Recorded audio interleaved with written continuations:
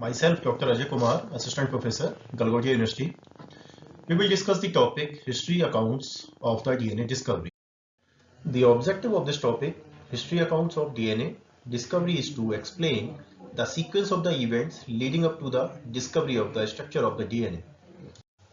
In the mid of the 1800s, the disciplines of the genetics was born with the work of the scientist Gregor John Mendel, who studied his experiments by using the plants pea, named is the Pisum sativum. In the early 20th century, Mendel's work was rediscovered and further by the scientist working with the fruit flies and the plants such as the corn. The use of microorganisms as the models for the genetic studies was also followed.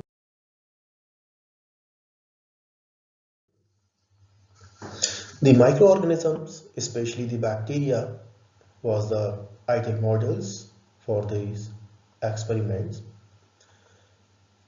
because of their unique characteristic features. One important feature is the nature of their genomes. The term genomes refers to all the DNA which present in the cells or the virus. The prokaryotes normally have one set of the genes, that is, they are the haploids. In addition, they often carry the extra chromosomal genetic material known as the plasmids.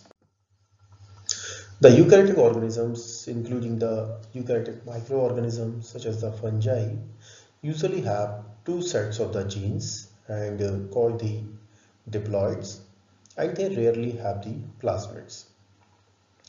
But the viral genomes are significantly differ from the other cellular organisms. Now the genetic materials is that substances which not only controls the inheritance of the traits from the one generations to the next, but is also able to express its effects through the formations and the functionings of the traits. It has the following properties. Its hereditary informations must be present in the coded forms. The structural elements must be ubiquitous in their distributions and they are able to replicate and they should be same both in the quality and the quantity, and the more important properties is the stability. Now DNA as a genetic materials. DNA contains the genetic informations which are the specifying the biological development of all the cellular forms of the live and many viruses. DNA acts as a genetic material and used to store the genetic informations of organic life form. The DNA encodes the sequence of the amino acid residues in proteins using the genetic code, which is the triplet code of the nucleotide. There are the two evidence that supports the DNA work as the genetic material. These experiments are the indirect evidences and second is the direct evidences. In indirect evidence, we studied the Griffith experiments, and the direct evidence, the experiment is known as the Hersey and the Chess experiments. Griffith experiments.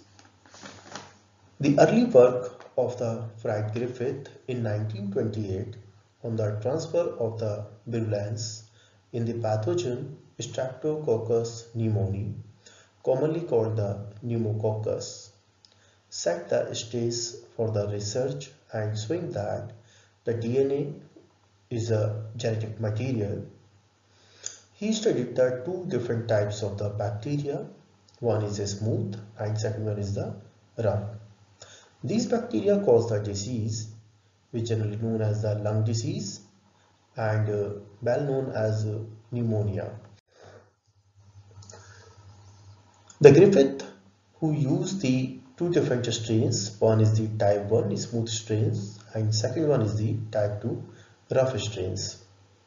The type 1 smooth strains have the properties of the virulency and have the lipopolysaccharides capsules layer and could kill the mice by causing the disease pneumonia and make the round colonies on a culture plates when we cultivate.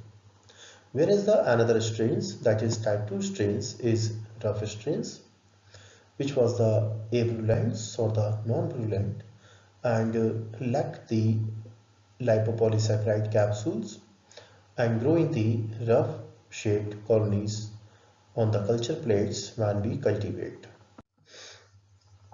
In these pictures you can see the Griffith experiments on the mice, and there are the two different types of the strains of the pneumococci. One is the rough, second is the smooth. In this picture you can see that the mice is injected with the rough strains, which is represented as blue in color. After the injections of the rough strains, the mice remain lives. In a second case, when the smooth strains of the pneumococci injected into the mice, which is round in shapes, after the injections of the smooth strains, mice becomes dies. And in the third one case, when the smooth strains of the pneumococci are the heat killed and are injected into the mice remain lives. And in the last and the fourth cases, when the rough strains and the heat killed smooth strains of the pneumococci are the mixed together and injected into the mice finally dies. Now the Griffith found that after the performed of his experiments that the mice are killed, but Griffith was unable to explain the reasons behind these results, but he called this change of non-virulent bacteria into the virulent or the pathogen is a transformation. So in these experiments, Avery McLeod McCarthy explained that when we use the rough strains and inject it into the mice remain alive, and when we directly injected the smooth strains into the mice becomes dead. But when we heat killed treated smooth strains injected into the mice remain lives. And when the heat treated smooth strains mice are mixed with the enzymes, mixed with the rough strains, then mice becomes died.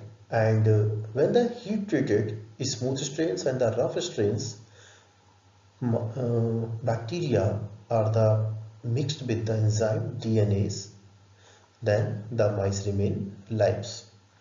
And in the fourth cases, when the heat treated smooth strains and the rough strains are treated with the protease enzymes, and then these mixtures are injected into the mice becomes dead. The reason behind this, when we use the DNase enzymes, the DNase enzyme degraded the DNA materials in smooth strains and transformations not occurs. Whereas in the fourth case, where we use the protease enzymes only degrade the proteins, not the DNA of the smooth strains. Then in this case, the DNA transform from smooth strains to the rough strains and the mice dead. So by these experiments, Avery McLeod and McCarthy explains the reason behind the transformations. After the experiments of the Hersey and experiments of the McLeod McCarthy, the two scientists were the Hersey and Chase in 1952 proved that the DNA was a genetic material in the bacterial virus known as the T2 bacteriophage. That time, some luck was involved in their discovery, for the genetic material of the many viruses is the RNA, and the researchers happened to select a DNA virus for their studies. Both the scientists used the bacteriophage in his study, and he labeled with the help of the sulfur and the phosphorus elements. The controversy surrounding the nature of the genetic informations might have lasted considerably longer than it did. Researchers made the virus DNA radioactive with the help of 32 phosphorus, or they labeled its proteins with the 35 sulfur. They mixed radioactive bacteriophage with the Escherichia coli and incubated the mixtures for the sometimes. The suspension was then agitated violently in a blender to shear off and absorb the bacteriophage particles. After the centrifugations, radioactivity in the supernatant where the virus remained versus the bacterial cells in the palate was determined. They found that most radioactive protein was released into the supernatant, whereas the 32 phosphorus DNA remained within the bacteria. Since the genetic material was injected and T2 progeny were produced, the DNA must have been carrying the genetic informations for the T2 bacteriophage. So that were the three experiments by which the scientists proved that the DNA act as the genetic material in all the organisms, and subsequently the studies on the genetics of the virus and the bacteria were largely responsible for the rapid development of the molecular genetics. So by these experiments it was proved that DNA have the genetic informations and act as a genetic material.